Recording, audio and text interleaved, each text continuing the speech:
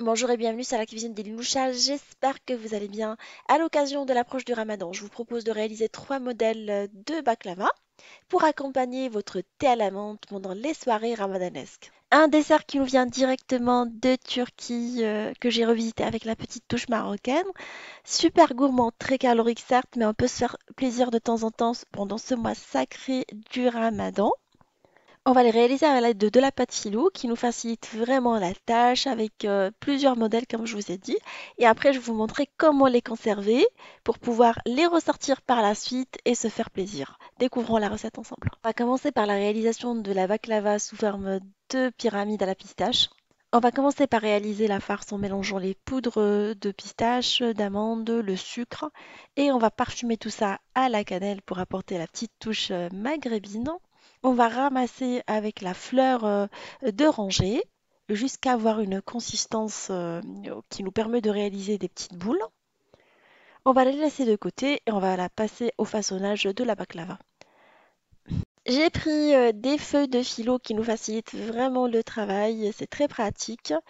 Et je les ai coupées en deux parce qu'on n'est pas des grands mangeurs de sucre, je vais réaliser juste une petite quantité. Et je vais les beurrer avec du beurre clarifié. Je vais superposer jusqu'à 8 feuilles. Une fois qu'on a tout superposé, je vais couper des carrés de 6 cm ou 7 de largeur. J'ai pris une règle parce qu'à l'œil c'est un peu compliqué pour le faire. Pour les plus courageuses, elles peuvent faire des baklava encore plus petits, c'est beaucoup plus joli, de 5 cm. Et voilà, à l'aide de la découpe pour pizza, on va les réaliser. Je vais déposer une boule de farce au milieu et je vais former une pyramide en réunissant les quatre coins de cette façon-là. On finalise les bords et on laisse la farce visible pour un rendu beaucoup plus joli, je trouve. Et voilà, ma baklava est maintenant formée. Je vais les enfourner dans un four préchauffé à 170 pendant une trentaine de minutes. Elles doivent être bien dorées. À la sortie du four, je vais les arroser avec du miel froid. Alors j'ai pris du miel naturel, j'ai pas réalisé de sirop à mieler, je trouve que c'est meilleur. Et je vais les parsemer avec des pistaches en poudre. Alors vous pouvez les réaliser avec des pistaches concassées, c'est encore plus joli. Et je les laisse absorber le miel tranquillement. Là, on passe à la réalisation de la baklava roll sous forme de rouleau aux amandes. Alors, je vais mélanger la poudre d'amande. Alors, j'ai pris la poudre ainsi que les amandes concassées également, un peu de sucre, de la cannelle et je vais les mouiller avec la fleur d'oranger. Alors, on va pas avoir de pâte cette fois-ci, on va juste les mouiller un tout petit peu de façon à ce qu'on puisse les manipuler facilement et je les laisse de côté. Je vais déposer une première feuille de phyllo que je vais venir badigeonner avec du beurre clarifié. Et je rajoute une deuxième feuille de phyllo par-dessus. Je vais les superposer ensemble, que je vais rebadigeonner également. Je vais venir placer un bâton fin. Alors j'ai pris un bâton d'une tringle, à défaut d'avoir l'ustensile pour le réaliser, que j'ai bien lavé. Et je vais rabattre la feuille par-dessus, de façon à avoir un petit bord de 10 cm. Je vais déposer mes amandes en essayant de leur donner une forme de boudin. Et je vais venir rouler ma pâte dessus en serrant en même temps. Une fois bien roulé, je vais le badigeonner avec le beurre clarifié et je vais reprendre une nouvelle feuille. Je vais recommencer la même opération, je vais rouler mon boudin dedans.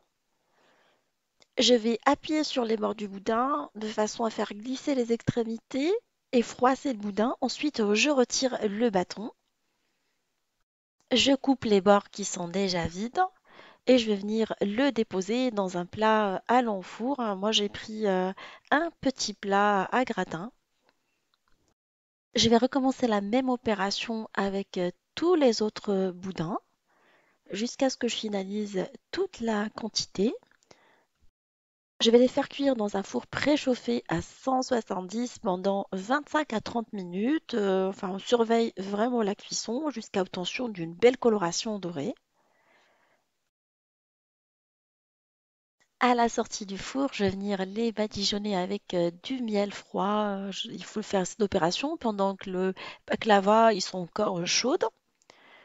J'utilise aussi du miel naturel et je vais les parsemer avec les amandes concassées. Je vais les remettre dans le four encore chaud pour que les amandes puissent accrocher au baklava. Et après, vous découpez les morceaux selon vos envies. Alors moi, j'ai découpé en morceaux de 7 cm.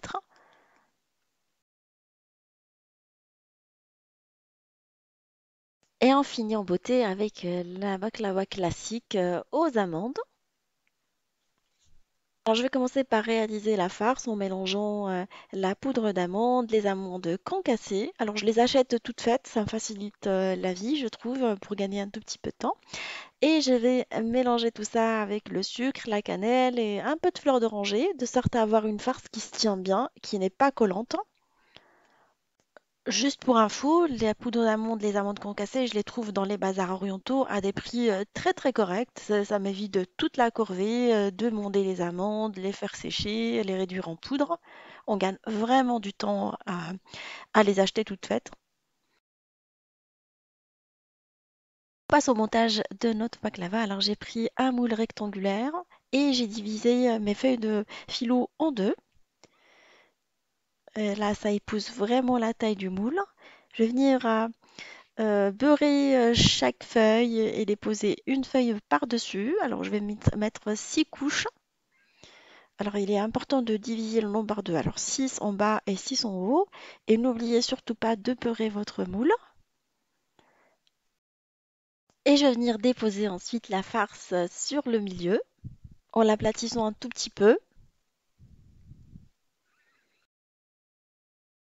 On va recommencer la même opération que tout à l'heure avec le même nombre de feuilles de phyllo. On va venir les déposer par-dessus la farce aux amandes en les beurrant à l'aide d'un pinceau.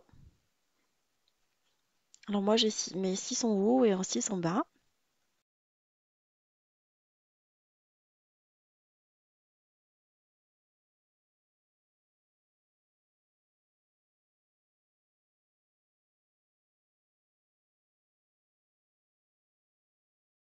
Une fois qu'on a fini toute la quantité, on va prendre un couteau bien aiguisé et on va découper les baklava de la forme souhaitée, des losanges ou des carrés. Moi j'ai opté pour des carrés pour changer.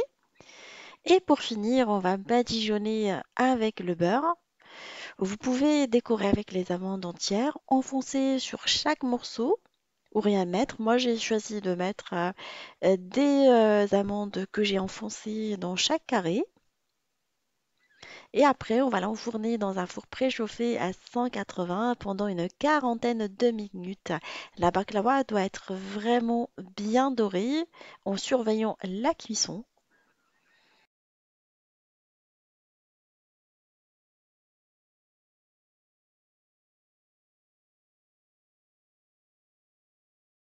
À la sortie du four, vous arrosez avec du miel tiédi, additionnez avec la fleur d'oranger si vous aimez. Moi, j'ai pas mis. Et vous la laissez vraiment jusqu'au lendemain. Absorbez bien le miel si vous êtes vraiment courageuse. Sinon, vous la laissez 3 ou 4 heures. Moi, c'est ce que j'ai fait. Là, on passe à la présentation finale. Alors, je vais enlever les petites baklava rolls que je vais mettre dans des barquettes, dans des caissettes, histoire de les congeler. Je vais déposer également les baklava pyramides dans les barquettes de congélation, dans des caissettes. Je vais découper la baklava classique à l'aide d'une spatule. Et je vais venir la mettre dans des caissettes, toujours dans les barquettes de congélation. Et on va les ranger dans les barquettes de congélation. Mettons un assortiment de tout. Alors j'ai mis deux de chaque parce qu'il y a mon mari et mon frère qui passent le ramadan avec moi cette année qui mangent. Moi je mange pas ce type de pâtisserie comme je suis en rééquilibrage alimentaire. Du coup vous réajustez en fonction des personnes qui mangent. Alors l'idée c'est de les congeler comme je vous dis dans les barquettes et les sortir le matin pour le soir. Ainsi vous les retrouvez vraiment croustillantes comme si vous venez de les réaliser. Et voilà, mes baklava sont maintenant prêtes les trois modèles qu'on a réalisés ensemble. Alors j'en ai profité pour faire un petit thé à la menthe à mon mari, en lui faisant déguster les trois. Il a adoré et j'ai congelé le reste. J'espère que cette recette vous fera plaisir et fera plaisir à vos amis et vos familles et qui garnira vraiment vos tables de Ramadan. Je vous fais des gros bisous et je vous dis on se retrouve sur la cuisine de Niloucha avec des nouvelles recettes, un nouveau voyage culinaire et à bientôt!